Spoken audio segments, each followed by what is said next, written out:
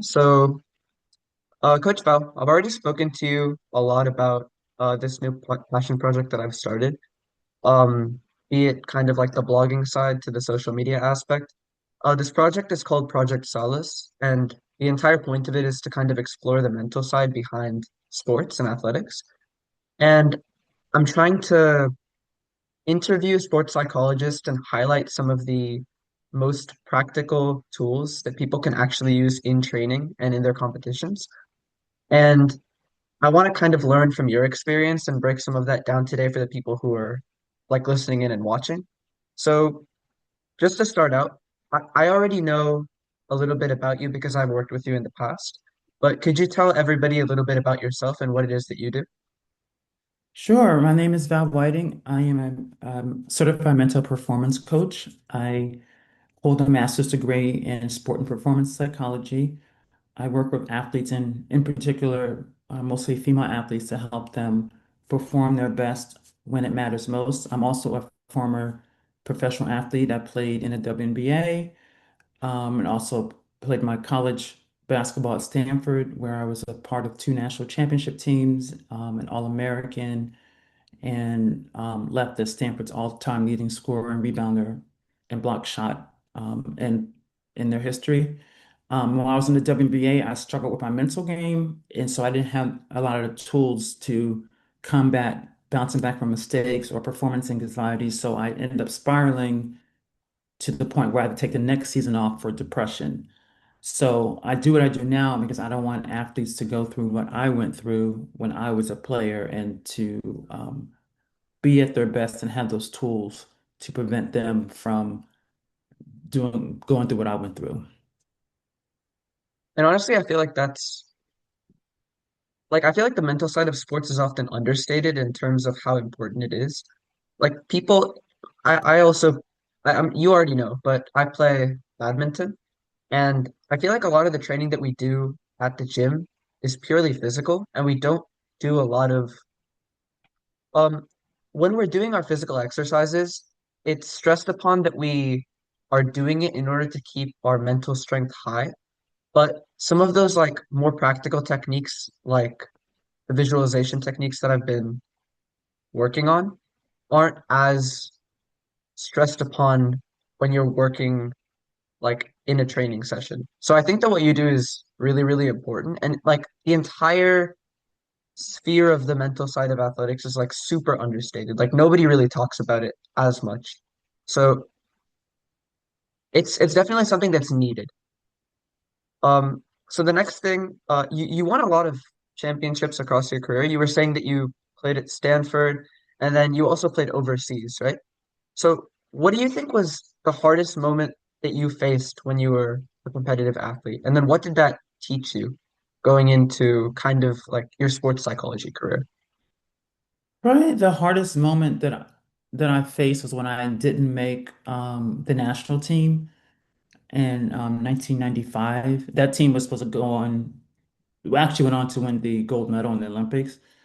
It was hard because I let someone else's opinion, like a committee's opinion, affect my self-confidence. So after that happened, I started to doubt my ability and doubt myself as a player, which I've never had really done before. So that was new for me, and I didn't know how to combat that. So that was probably the hardest. And I always tell athletes, never let anything or anyone affect how you believe in yourself. That should be stable. And I didn't have stable confidence. I had reactive confidence, meaning I my confidence reacted to the situation instead of having proactive and stable confidence where it's no matter what happens, I believe in myself. So that was definitely the hardest for me. And I think that's something that you were kind of telling me about when we were working together as well. Like just having that ability to not really care about what others are saying about you or what others are thinking about you, and having, I guess, like the self-esteem to be able, not really the self-esteem, but having like that inner power to just be able to push past what other people are saying and do it for your own reasons. Like being able to understand the why behind what you're doing and using that as your driving force to kind of improve and get better. So it's definitely something like it when after you said that, I can definitely draw parallels between what you teach and your actual experiences as an athlete. But after you were done playing basketball, you said that you built like this sports psychology business, right? Mentally Stronger, and you said that it was specifically for female athletes. Was there any like specific experience that made you say, this is something that I need to create? Like this is something that needs to exist. Yeah, well, actually, in 2020, I became a creator on TikTok. My Mhm. account was geared towards empowering the female athlete, and I started getting a lot of questions around sports psychology, around um, my confidence is down. How do I increase it? Or I'm really anxious about playing and I don't know how to get through the nerves. So I get questions like that, and that's what got me interested in starting a business. And my first, I got certified, and then I um, put on an event called the Confidence Boot Camp, and that was like my first workshop ever that I did for female athletes, and I enjoyed it, and people appreciated it, and that's what got me more motivated to pursue the business more and get more educated. And that's why I went back to school and get my master's, and I'm working towards my the CMPC, which is the gold standard certification. So yeah, that was a turning point. It was 6 years ago. And then Uh, also work I'm a mom of two boys, also working with my sons and seeing the effects that it had on them and their games just motivated me even more. Why I focus on female athletes, just first of all, I was a female athlete, but also research has shown that female athletes actually struggle with performance anxiety more than male counterparts, and they have unique issues. So that's why I was just more passionate. I don't turn down male athletes like in one-on-one setting, but I do have an academy where it's a community of female athletes where we work together to build confidence and to play at their best. And I created that because I was passionate about making mental performance coaching more accessible to athletes. So that's one of my passions and how I got started. and then you work with athletes not just in basketball, which is the sport that you played, but in other sports as well, right? So because like this whole, I guess, interview project is designed to help all of those athletes, I just wanted to ask you like one really, really big question. What do you think is the single most useful mental exercise that you think all athletes should know about? Or what do you think the exercise that was the most useful for you when you were a professional athlete was? Like what was the thing that I guess kind of helped you break past like a barrier that was stopping you? Well, first, I didn't have any tools. That was the problem. I didn't have any tools. I did visualize off and on, but it didn't not as much as what I tell athletes to do it as a daily practice. But the biggest tool that I feel is probably the most important, and what I see athletes struggle with is bouncing back from mistakes. Athletes tend to hold on to the mistake that they made the possession before or the play before, and it compounds, and it affects them down the line. I read somewhere that I don't even know where I read this, that the average basketball player, I don't even know how they even measure this, the average basketball player holds on to mistakes um, average of 90 seconds. And if you can imagine in a basketball game, a lot can happen in 90 seconds. And if you're still thinking about the play that happened 90 seconds ago, how are you even performing in the present?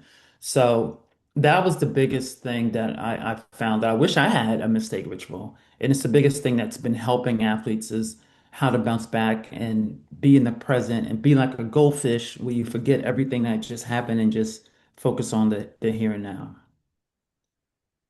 I'm not sure if that mistake ritual idea is like something that's unique or like a signature to your academy, but I definitely do think that because you taught it to me, I felt I felt a lot of weight kind of come off of me whenever I was playing. And it's probably like the single most important thing that I learned, period, in terms of like all of the mental exercises. So I guess it's like maybe a signature of the like your academy. But it was like it did leaps and bounds for me in terms of how I was Oh, performing. awesome. And Yeah, then we're like almost done. It'll be like two more questions. But it's okay. if I have if time. you could hand like your younger self who is playing basketball one more mental tool, because you said that you didn't really have access to too many of the like you didn't have too much in your mental toolkit because there wasn't really a lot of people helping out in this sphere. So what do you think that one mental tool would be? Would it be this mistaker tool? That's a good question. Let me think. Yeah, I think so because one thing I did a lot was I held on to anything that I did wrong, and even after the game was over, I was playing and replaying everything that happened in the game that went wrong and that I didn't do well. So yes, for sure, I would do that, and also I would develop for myself a post-event reflection where I would look at um, the game through a coach's lens and not someone who's being critical. A lot of times athletes are, when they look at a performance, it's like it's either good or bad. There's no in between. And when you have a reflection, when you reflect on your performance, you reflect on what went well, what could have gone better, where was my confidence, what was my focus like. So looking at it just past good or bad or stats, looking at the whole performance and becoming a self-coach and then learning how to grow from mistakes and grow from those experiences. I didn't look at failure as a growth opportunity. To me, failure was like the worst thing in the world. It wasn't a way where I can grow and improve. I think that's kind of the problem with a lot of athletes today as well. And I think it's just been a problem, even with me. Um, and even now, like I'm still not completely over the idea that failure is something that um is a point of growth. There are still times where, I'm making a mistake or, I lose a game and I still have that like I guess like pang of sadness or like that I'm not there or good enough yet. But Hmm. it's something that I feel like it can't be fixed immediately. It's like what you were saying. It's like it's gonna take growth. Like it's something to grow from. And I just had one last question for so that everybody else can kind of understand um and appreciate the work that you do. Where are people able to find you and where are they able to follow your work? And then if they want to schedule a one-on-one session with you, how can they do that? They can find me on Instagram at iam.coachval. Or they can go to my website at which is mentallystrongher.com. And there's a way to contact me on the website for one-on-one.